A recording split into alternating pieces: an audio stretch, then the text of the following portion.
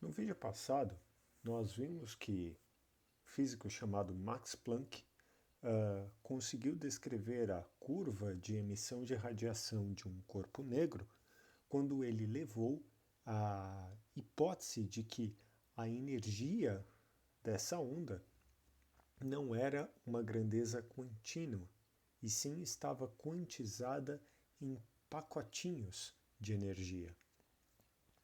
E cada pacotinho de energia desse carregava consigo uma quantidade de energia igual a H, que é uma constante, foi chamada depois como constante de Planck, vezes a frequência. Inclusive, na descrição do corpo negro, ele conseguiu calcular essa quantidade de energia H aqui. Ela valia algo em torno de 6,6 vezes 10 a menos 34. Esse pequeno valor da constante de Planck nos descreve o porquê que a gente não percebia essa quantização. Era um pacote de energia muito pequeno. Muito bem, nesse vídeo nós vamos falar do efeito fotoelétrico e, ao longo da aula, a gente vai ver a relação do efeito fotoelétrico com as ideias de Planck. Bom, sabia-se que quando você incide luz em um metal, esse metal ele fica carregado eletricamente, com carga positiva. Ou seja, a luz ela tem a capacidade de arrancar elétrons do metal. Isso é mais uma forma de eletrização. A gente viu que nós podemos eletrizar um material por atrito, contato e indução. Também dá para eletrizar um material jogando luz sobre ele. Bom, sabia-se desse efeito fotoelétrico? Só que ele estava em desacordo com a física da época. Veja, é o seguinte: segundo a previsão clássica, a energia de uma onda eletromagnética é contínua. E a energia dessa onda, ela depende de duas coisas: da intensidade e da frequência. Uma luz de alta frequência tem muita energia, por exemplo, a luz violeta tem mais energia do que a luz vermelha, por exemplo, e uma luz muito intensa, né, uma luz muito brilhante, tem mais energia do que uma luz pouco intensa, uma luz fraca. Muito bem. Se a gente levar em consideração essa previsão clássica, qualquer cor, qualquer frequência de luz deveria ser capaz de arrancar elétrons do metal, desde que sua intensidade seja suficientemente grande. Por exemplo, você consegue eletrizar um metal com a luz ultravioleta? Ah, consigo.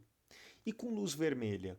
Também deveria conseguir, caso essa fonte de luz vermelha seja suficientemente intensa para compensar a menor frequência do vermelho. Entretanto, o que esse experimento do efeito fotoelétrico nos mostra? Olha só, vamos entender como que esse experimento funciona, que é muito interessante. Eu tenho duas placas metálicas aqui. Essas placas metálicas elas estão ligadas a uma pilha de tensão variável, é uma fonte.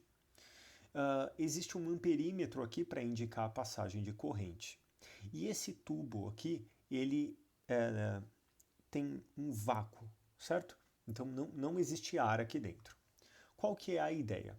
A ideia é a seguinte: eu jogo luz aqui nessa placa.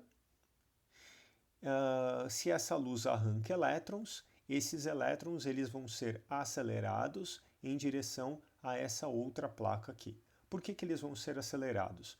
Porque essa pilha aqui gera entre essas placas um campo elétrico uniforme, como a gente viu em eletrostática, né? Eu tenho uma placa, vamos supor essa placa aqui fique negativamente carregada, essa placa positivamente carregada, e aí quando eu jogo luz, eu arranco o elétron dessa placa e eles vêm correndo para cá. Tá certo? Muito bem. Como é que eu detecto que os elétrons escaparam? Porque eu vou começar a medir corrente aqui. É simples assim. Bom, se você jogar luz aqui, você espera que o efeito fotoelétrico aconteça. O efeito fotoelétrico é você arrancar elétrons pela presença de luz. Nesse experimento, percebeu-se o seguinte, que os elétrons eles só eram arrancados a partir de uma determinada frequência de luz. Ou seja, se você colocar luz vermelha e colocar, sei lá, 1000 watts de luz vermelha, não vai adiantar absolutamente nada. Precisa ser uma frequência mínima, ou seja, uma cor, tá certo? Se a gente está pensando na região do visível. Quando aumentava-se a intensidade de luz, você só tinha um efeito de arrancar mais elétrons, mas você tinha que estar numa frequência acima do mínimo.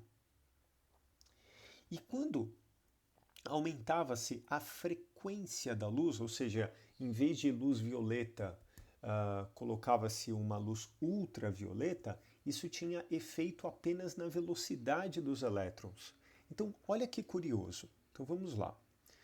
Pela física clássica, a energia dessa onda luminosa deveria depender da frequência e da intensidade. Ou seja, mexer na frequência ou na intensidade dessa luz deveria ter o mesmo efeito para os elétrons arrancados.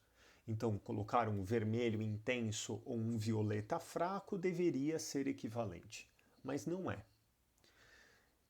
O que o experimento mostrou é que esses elétrons eles só são arrancados a partir de uma certa frequência de luz e aumentar a intensidade da luz faz com que arranque-se mais elétrons.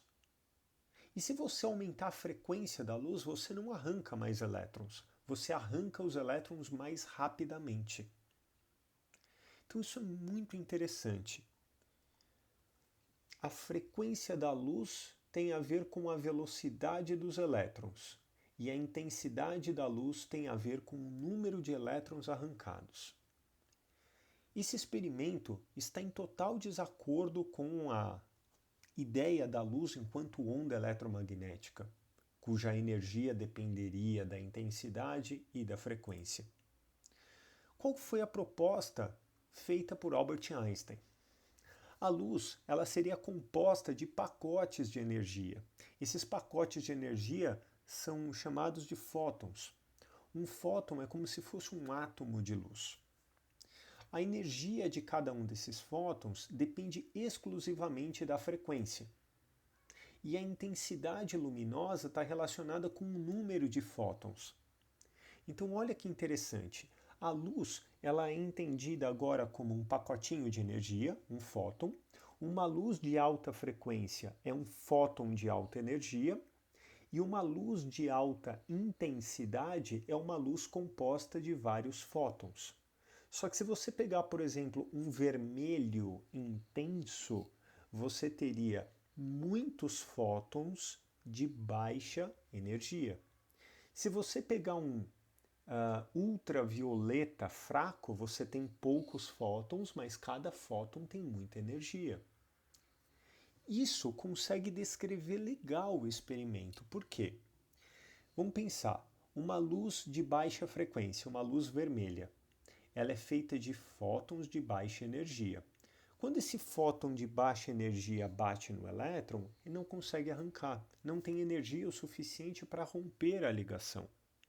Não adianta você aumentar a intensidade do vermelho, porque aumentar a intensidade do vermelho só vai aumentar o número de fótons de baixa energia. Eles vão continuar sem conseguir arrancar os elétrons. Aí, se você aumenta a frequência, você vai ganhar fótons de energia mais alta. E aí esses fótons conseguem arrancar os elétrons. E se você aumenta a intensidade, você aumenta o número de fótons. Portanto, você consegue arrancar mais elétrons. É a explicação perfeita. Legal. E nesse experimento aqui do efeito fotoelétrico, é possível medir a energia desses elétrons aqui. você consegue determinar com quantos joules de energia cinética eles saem. E a energia cinética desses elétrons está relacionada com a energia da luz. Pela hipótese do Einstein, a luz é feita de pacotinhos de energia e a energia de cada pacotinho, de cada fóton, é proporcional à frequência. Quando a gente fala proporcional à frequência, significa que a energia é igual a uma constante vezes a frequência. Bom, nesse experimento do efeito fotoelétrico, o Einstein propôs então que a energia dos fótons é igual a uma constante vezes a frequência.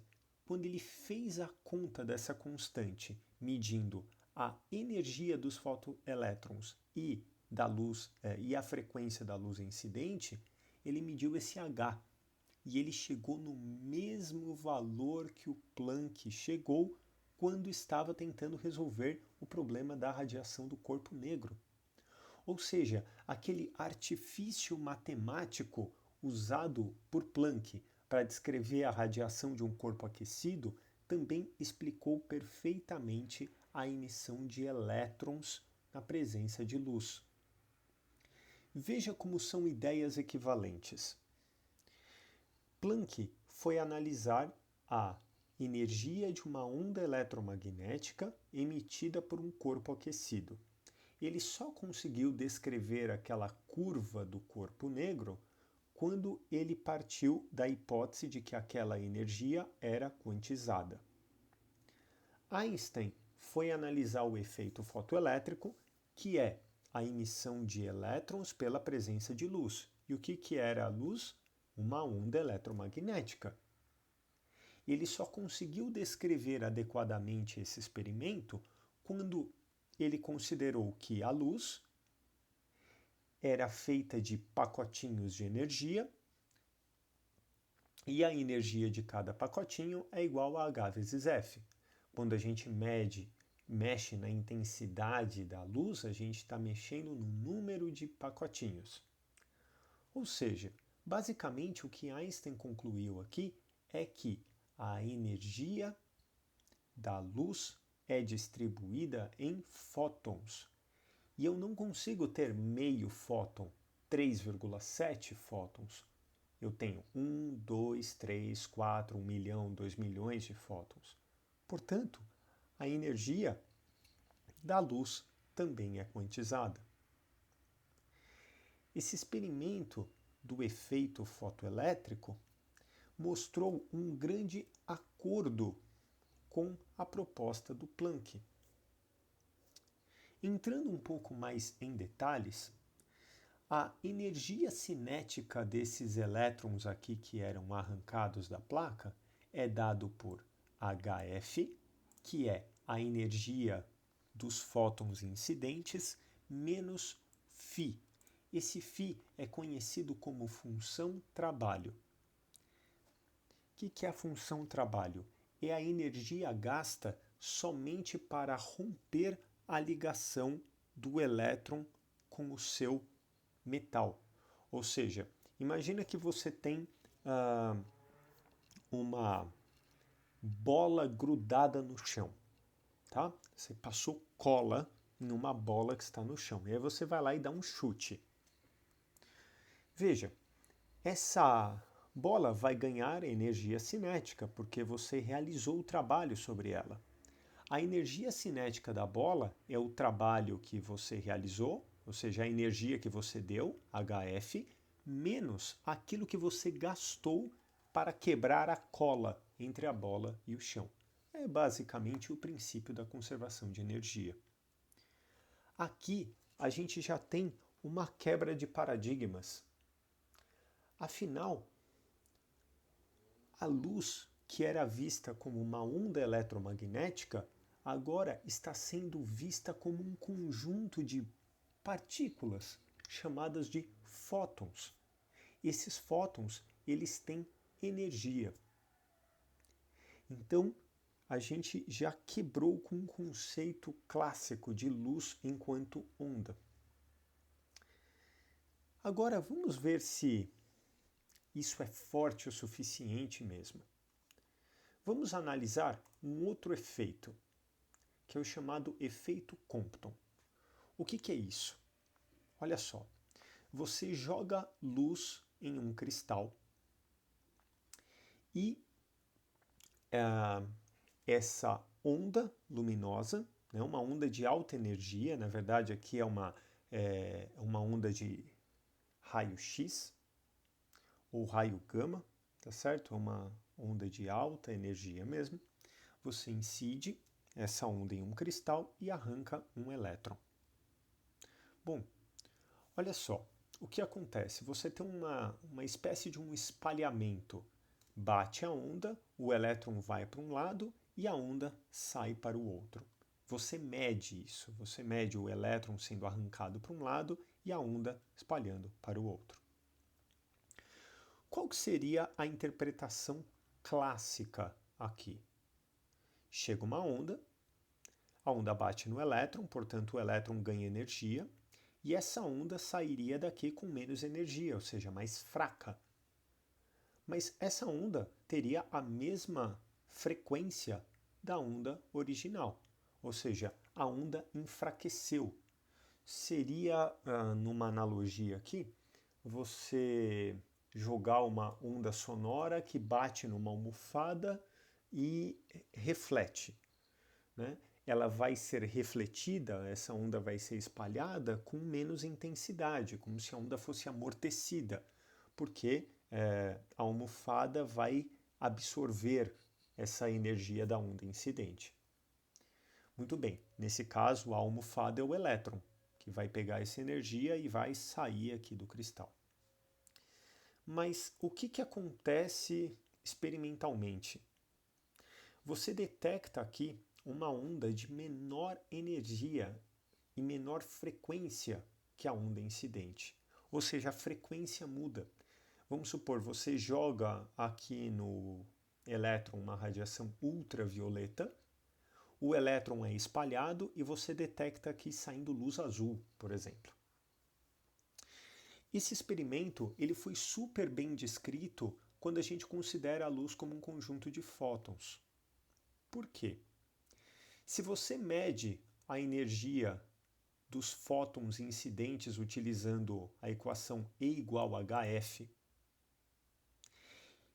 você vai chegar na seguinte conclusão, que a energia cinética desse elétron aqui, mv² sobre 2, mais a energia dessa onda, h vezes a nova frequência, somadas, vai dar igual à energia da onda incidente. Repetindo, essa onda incide com uma energia hf.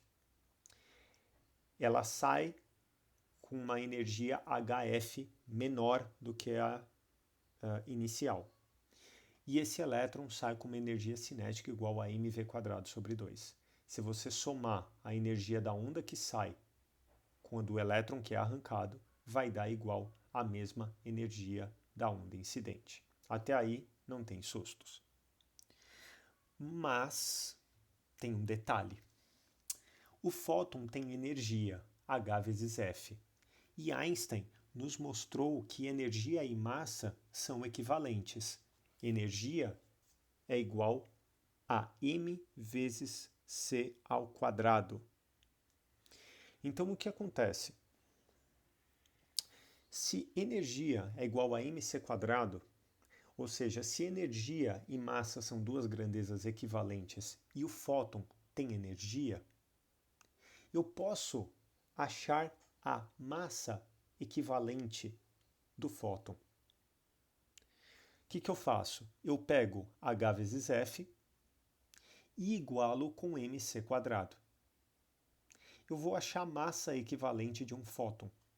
E eu posso colocar isso na equação da quantidade de movimento. Veja só, quantidade de movimento é m vezes v. Só que o fóton não tem massa, mas massa é equivalente à energia. Fazendo uma manipulação matemática, que eu vou deixar para vocês fazerem, você consegue chegar à conclusão que a quantidade de movimento de um fóton é igual a h sobre lambda. O que eu usei para chegar em Q igual a h sobre lambda? Eu usei energia igual a hf, energia é igual a mc², e a velocidade, c, é igual a lambda vezes f. Com isso, você chega na quantidade de movimento de um fóton. Olha que loucura! O fóton não tem massa, mas ele tem quantidade de movimento. Por que eu estou falando da quantidade de movimento do fóton? Porque se a gente medir a quantidade de movimento desse fóton que foi espalhado aqui no efeito Compton e a quantidade de movimento desse elétron, m vezes v, eu vou concluir que a lei da conservação da quantidade de movimento está válida. A quantidade de movimento da onda inicial é igual à quantidade de movimento da onda espalhada mais a quantidade de movimento do elétron que escapa.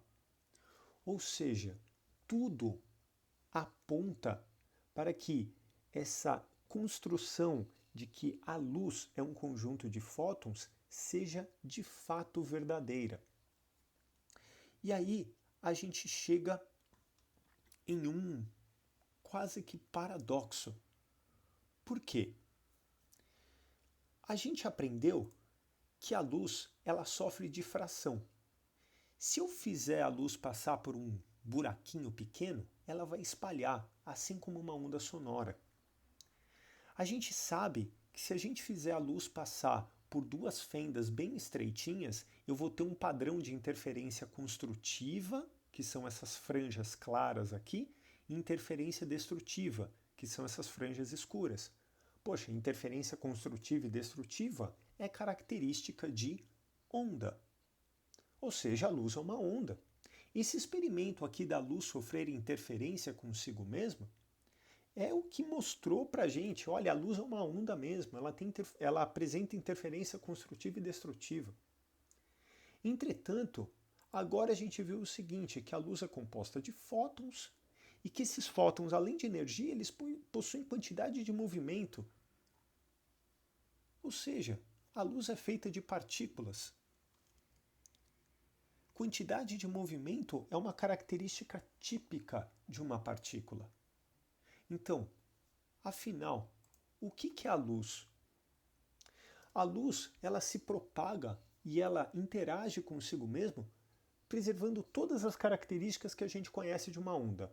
A luz apresenta frequência, comprimento de onda, interferência construtiva e destrutiva, ela segue que V igual a lambda F. A luz é onda, ponto final. Só que na hora que ela interage com a matéria, ela apresenta características de partícula. Eu não consigo descrever a interação entre a luz e a matéria pensando na luz enquanto onda. Bom, essa maluquice é conhecida como dualidade onda-partícula.